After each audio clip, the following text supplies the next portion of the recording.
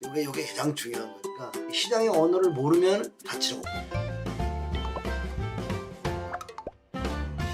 조명 관계로 선글라스 좀 썼으니까 양해해 주시기 바랍니다. 여러분들이 이제 주식 투자에서 많은 도움이 될 주식은 마음의 사업이다 4장을 간략하게 여러분들에게 설명해 드리도록 하겠습니다.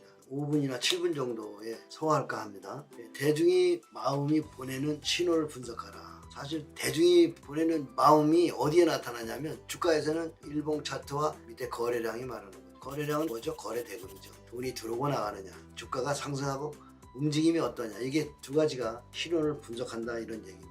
대중의 마음을 보내는 신호를 분석하라는 결국 거래량과 주가다. 시장을 보는 가장 순수한 언어는 결국 주가와 거래량. 이게 가장 중요한 거니까 시장의 언어를 모르면 다치는 거. 오늘 장에서 얘기하고 싶은 거죠. 재무제표가 아무리 좋고 실적이 좋아도 주가가 못 가면 그건 아무 의미가 없는 거죠.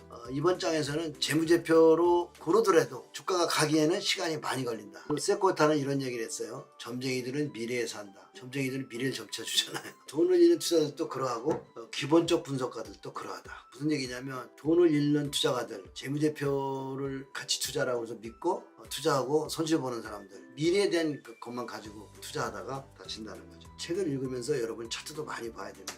자, 기본적 분석을 보는 것은 주식시장에서 봉이 되는 길이다. 이거 무슨 얘기냐면 이 장에 얘기하는 그랜빌은 기본적 분석, 재무제표로 투자하다가 손실을 보고 기술적 분석으로 투자를 해서 돈을 벌었기 때문에 이번은 이제 기본적 분석가에서 기술적 분석으로 옮겨가신 분인데 제가 보기에는 기술적 분석과 기본적 분석을 다 알아야 됩니다. 우선 우리가 연구할 대상이 되는 종목들이 기본적 분석에서 준비가 돼 있어야죠. 돈을 벌고 있는 회사들은 단기에는 떨어지더라도 시간이 가면 계속 돈을 잘 보면 올라갈 수밖에 없습니다. 그래서 삼성전자 30년에 1000배 올랐어요. 10년에 330, 1년에 33배씩 올랐으니까 대단한 거 아니에요. 한 달에 그 3배씩 2.7배, 2.5배 이상 올랐다는 거 아닙니까? 그죠? 여러분이 지금 그런 주식을 고르면 여러분이 지금 하고 있는 일을 하면서도 충분히 여러분의 별도의 소득을 올릴 수 있는 거죠. 그러기 위해서는 여러분이 공부를 열심히 하셔야 됩니다. 그랜빌은 이제 재무제표 보는 사람들을 조금 비꼬아서 얘기한 거죠. 기본적 분석, 재무제표만 보면 주식시장에서 봉이 되는 길이다. 재무제표를 먼저 보지 말고 이렇게 보는 것도 좋습니다. 기술적 분석, 차트에서 일단 매집이 이루어지고 있는 것들을 매수하고 그 다음에 기본적 분석을 연구해서 재무제표를 장기로 쭉 보다 보면 어떤 모습이 나오냐면 이제 이런 모습이 나오죠. 삼리식품이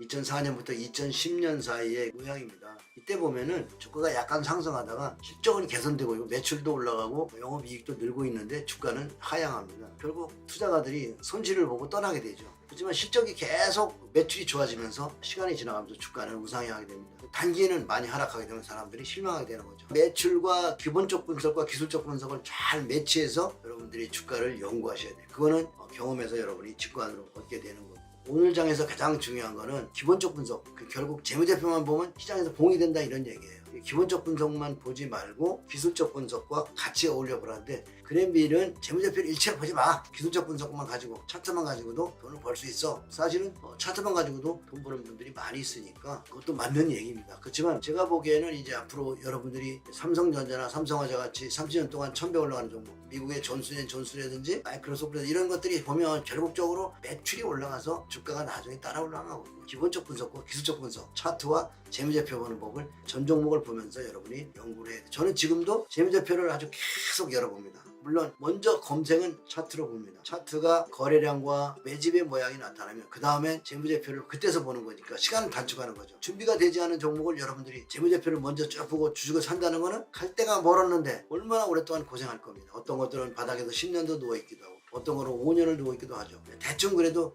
조정이 잘 된 위치에서 그래도 물론 저도 매수하면 1, 2년씩 조정 맞습니다. 88TV 회원 게시판에 보면 1, 2년씩 매수해가지고 쭉 기고 있다가 폭발하는 걸 보시죠. 주가를 분석할 때 당장 가기를 바라지 마세요. 대개 보면 좀 시간이 걸리고 1, 2년 동안 조정받는 동안에 매수가 밑으로 떨어질 때도 있지만 기본적 분석에서 아까 재무제표가 매출이 일어나고 자산이 좀 적당히 있고 박근이나 먹는 회사들은 망하지 않은 회사들은 시간이 지나가면 우상향한다는 믿음을 여러분이 가져야 됩니다. 금리에 관한 것을 간단히 보고 가려고 하는데요. 이건 뭐 그렇게 어려운 게 아닙니다. 주식을 하면 금리보로 챙겨라. 약세장과 강세장의 금리의 차이점을 얘기하는 건데요. 꼴스트라니의 달걀 모양형인데 크게 보면 금리가 저점과 고점이 있다는 거죠. 금리가 저점일 때는 언제예요? 시장이 어렵고 그러면 금리를 내려주잖아요. 부양책을 쓰는 거죠.